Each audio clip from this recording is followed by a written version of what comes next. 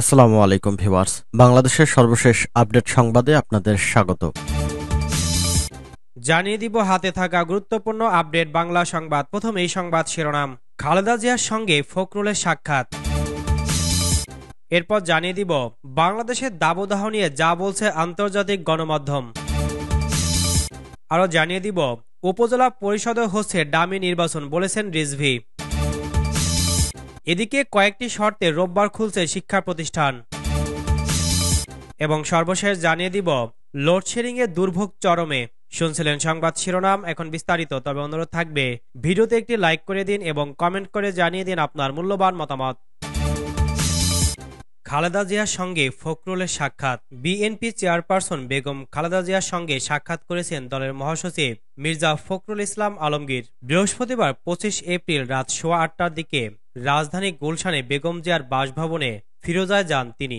ঘণ্টাব্যাপী সাক্ষাৎ শেষে রাত 9:15টার দিকে সেখান থেকে বের হন মির্জা ফখরুল। বিএনপি সূত্রে এ তথ্য জানা গেছে। সাক্ষাৎকালে বিএনপি মহাসচিব দলের সার্বিক বিষয় দলীয় প্রধানকে অবগত করেন বলে জানা গেছে।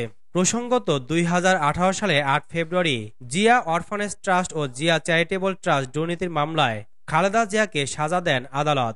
সেই থেকে প্রায় 2 বছর জেলে ছিলেন তিনি। পরে মহামারী করোনা ভাইরাসে প্রকোপ বৃদ্ধি পেলে 2020 সালে 25 মার্চ সাবেক প্রধানমন্ত্রী খালেদা জিয়ার দ্বন্দ্ব স্থগিত করে দুটি শর্তে সরকারের নির্বাহী আদেশে তাকে মুক্তি দেওয়া হয়েছিল।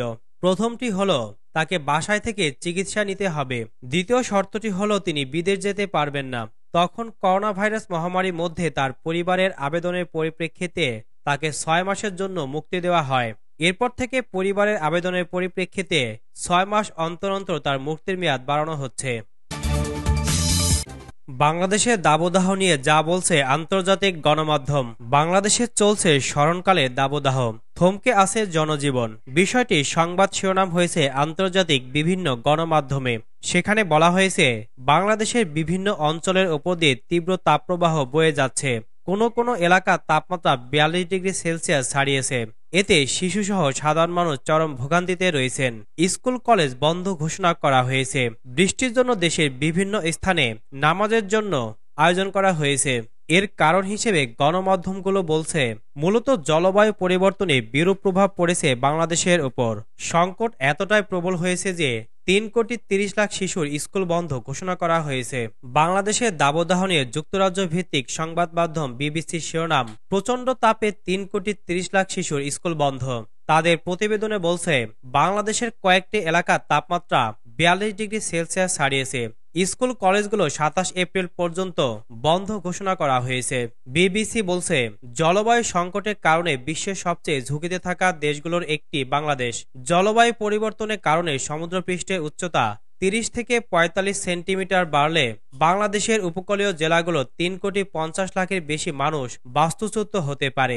দক্ষিণ ও দক্ষিণ পূর্ব এশিয়ার দাবদাহ নিয়ে প্রতিবেদন প্রকাশ করেছে যুক্তরাষ্ট্র ভিত্তিক সংবাদ মাধ্যম দ্য নিউ ইয়র্ক টাইমস। সংবাদ মাধ্যম বলেছে প্রতি বছর এপ্রিল মাসে দক্ষিণ ও দক্ষিণ পূর্ব এশিয়ার আবহাওয়া সাধারণত গরম থাকলেও এবছর তা অস্বাভাবিক বৃদ্ধি পেয়েছে। দাবদাহের ভয়াবহতা তুলে ধরতে নিউ ইয়র্ক টাইমসে এক রিকশা চালকের বক্তব্য তুলে ধরা হয়েছে। নূরে আলম নামের ওই ব্যক্তি ঢাকার মগবাজার এলাকায় রিকশা চালান। আগে 8 থেকে 10 ঘন্টা রিকশা চালাতেন। গরমের কারণে এখন 5 থেকে 7 ঘন্টা চালান। গরমের মধ্যে বাংলাদেশের মানুষের বৃষ্টির জন্য প্রার্থনার খবর তুলে ধরা হয়েছে বার্তা সংস্থা এএফপির খবরে। এএফপি বলছে গরম থেকে মুক্তি পেতে শহরের মসজিদ ও গ্রামের মাঠে নামাজ আদায় করেছেন মুসলমানরা।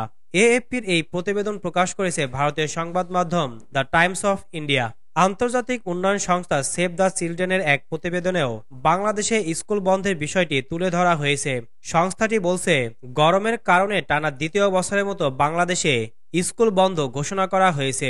গরম থেকে রক্ষায় বিভিন্ন পরামর্শ দিয়েছে বাংলাদেশের স্বাস্থ্য মন্ত্রণালয়। উপজেলা পরিষদেও হচ্ছে ডামি নির্বাচন, বলেছেন রিজভী। দেশে উপজেলা পরিষদেও জাতীয় নির্বাচনের মতো ডামি নির্বাচনের আয়োজন হচ্ছে বলে মন্তব্য করেছেন বিএনপি সিনিয়র যুগ্ম মহাসচিব রুহুল কবির রিজভী।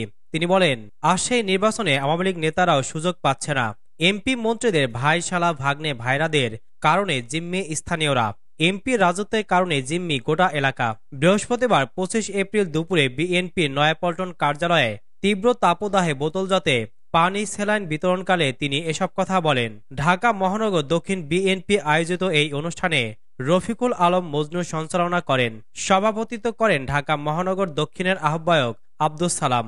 রুহুল কবির রিজভী আরো বলেন, আমাদের বিশেষজ্ঞ ও বিজ্ঞানীরা বারবার বলেছেন কয়লা দিয়ে বিদ্যুৎ উৎপাদন করবেন না, কিন্তু গণবিরোধী সরকার বিশেষজ্ঞদের মতামত উপেক্ষা করে গলাচিপা বাউফলে তাপবিদ্যুৎ কেন্দ্রে তৈরি করেছেন। আওয়ামী গোষ্ঠী রেশনিং কার্ডও দলীয়করণ করেছে উল্লেখ করে রিজভী বলেন, দেশকে অর্থনৈতিকভাবে স্বয়ংসম্পূর্ণ করতে জিয়াউর রহমান রেশনিং ব্যবস্থা তুলে নিয়েছিলেন।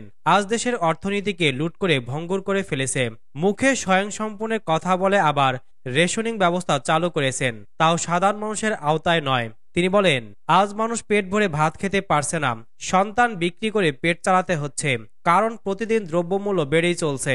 আদা, রসুন ও পেঁয়াজের ডলারের দামে আমদানি করতে হচ্ছে।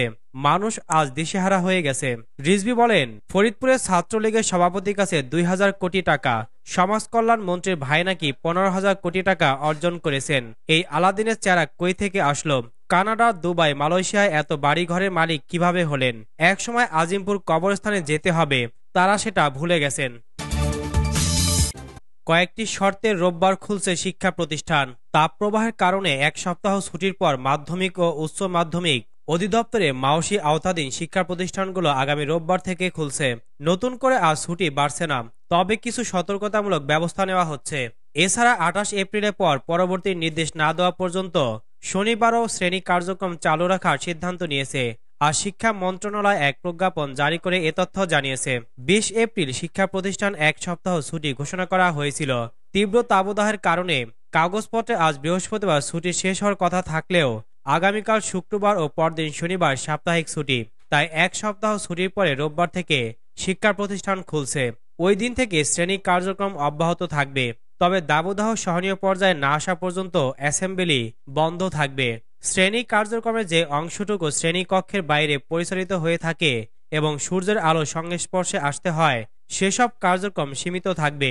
দাবদাহ ও অন্যান্য কারণে শ্রেণী কার্যক্রম বন্ধ থাকার ফলে শিখন ঘাটতি পূরণ এবং নতুন শিক্ষাক্রম অনুযায়ী শিখনফল অর্জনের জন্য পরবর্তী নির্দেশ না দেওয়া পর্যন্ত শনিবারও শ্রেণী কার্যক্রম চলবে।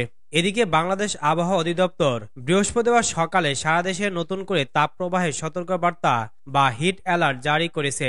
তাপপ্রবাহ আগামী ৩ দিন অব্যাহত থাকতে পারে বলে জানিয়েছে আবহাওয়া অফিস। লোডশেডিংয়ের দুর্ভোগ চরমে। দেশের চলমান দাবদাহের কারণে অস্বস্তি বিরাজ করছে সর্বত্র। গরমের সঙ্গে পাল্লা দিয়ে বাড়ছে বিদ্যুৎ চাহিদা। তাই চাহিদা ও সরবরাহের মধ্যে ঘাটতি থাকায় চলছে বিদ্যুতের লোডশেডিং।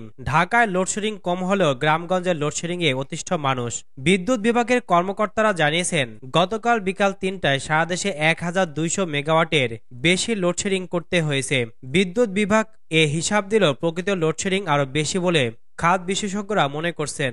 এদিকে রেকর্ড বিদ্যুৎ উৎপাদনের দিনও ২২ এপ্রিল সারা দেশে বিশেষত গ্রাম অঞ্চলে গড়ে ১২ থেকে ১৪ ঘন্টা লোডশেডিং হয়েছে। ঈদ উল ফিতরের পর কয়েকদিন চাহিদা কম থাকায় সাময়িক স্বস্তি থাকলেও গত এক সপ্তাহ ধরে লোডশেডিং বাড়ছে। গত কয়েকদিনে তা চরম আকার ধারণ করেছে। দেশে বিদ্যুৎ উৎপাদন বাড়ানো হলেও তা চাহিদার তুলনায় অপ্রতুল। ফলে ঘাটতি মেটাতে নিয়মিতই হচ্ছে লোডশেডিং, তবে তা ঢাকায় তুলনামূলক অনেক কম।